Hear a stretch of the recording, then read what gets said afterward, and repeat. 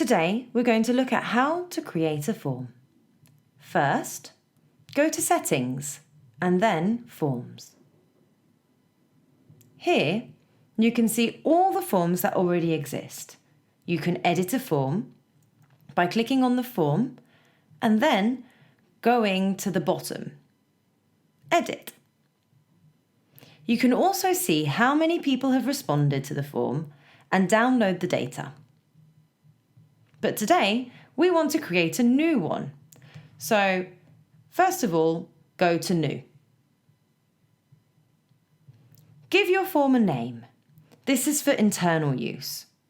Useful tip: if you're going to use this form for many callouts, a tip is to describe what it includes. For example, standard photo callout plus location plus newsletter sign up.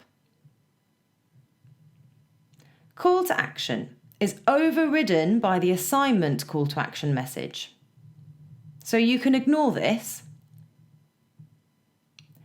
CSS URL can be used by your technical team if you would like to change the styling of the Contribute widget on your site. Ignore this if this is not relevant to you. No CSS can also be used if your team wish to change the styling of the widget. If you tick this box, the Contribute widget will not be visible in the preview when you create a callout. Use tags.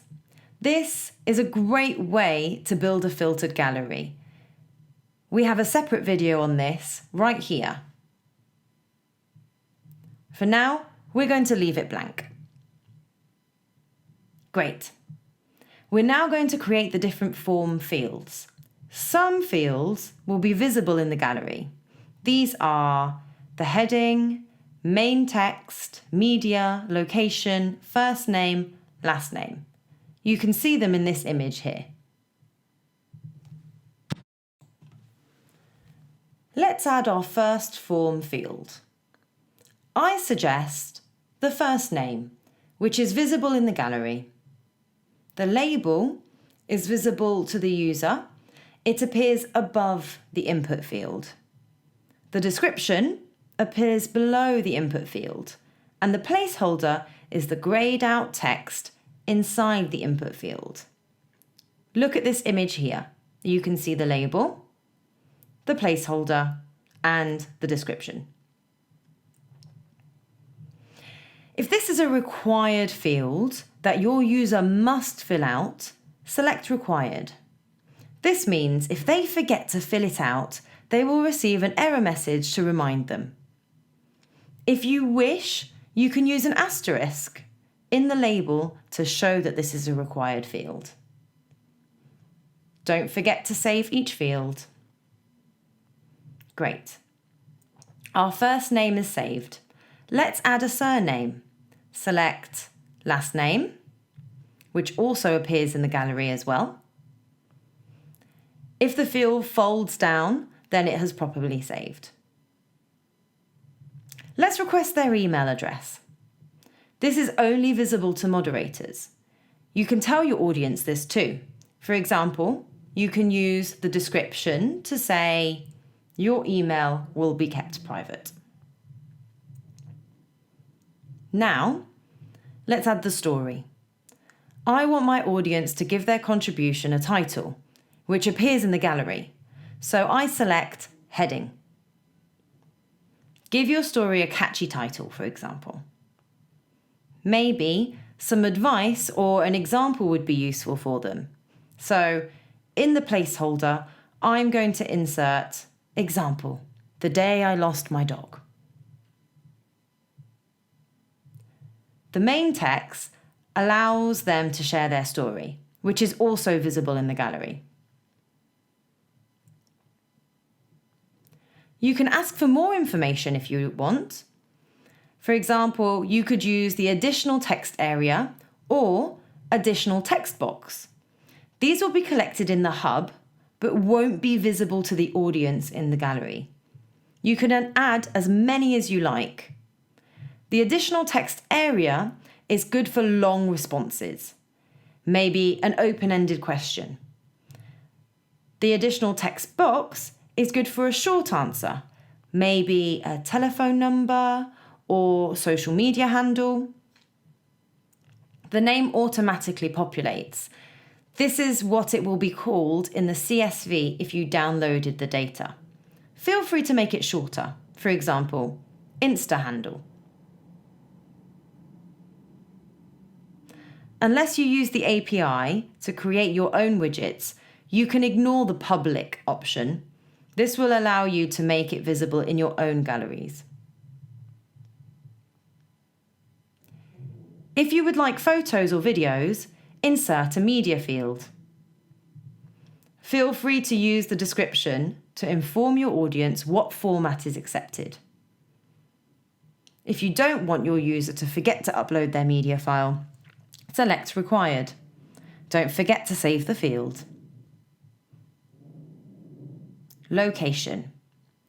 Ask for your audience's location or the place the photo was taken. Where was this photo taken? If you want your audience to accept your terms and conditions or sign up to a newsletter, use the checkbox. Use the label to insert your statement.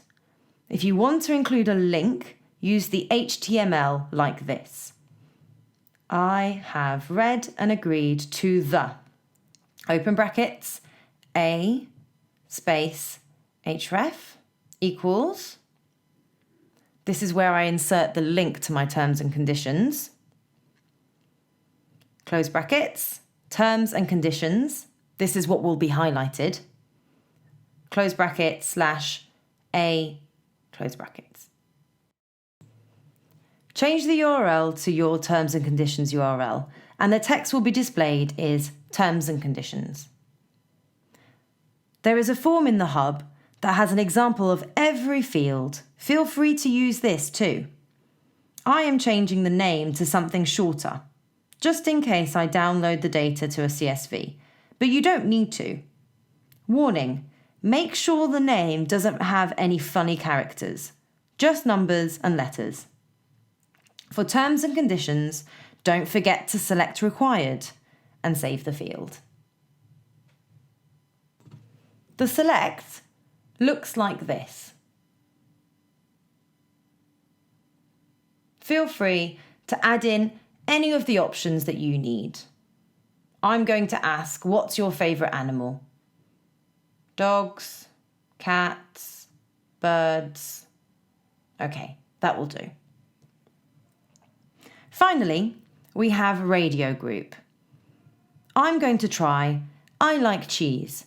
Yes or no? Add the options. Yes. Add no. Add. Don't forget to save the field. Once you're done, save, update the form. If it doesn't confirm that it has updated, it won't have been saved. Now, you should be able to see a preview of the form you've created. If you've made a mistake, click on the Edit button at the bottom. If you'd like to change the order of the form fields, just drag and drop. Don't forget to update at the bottom. Great! You've now created a form.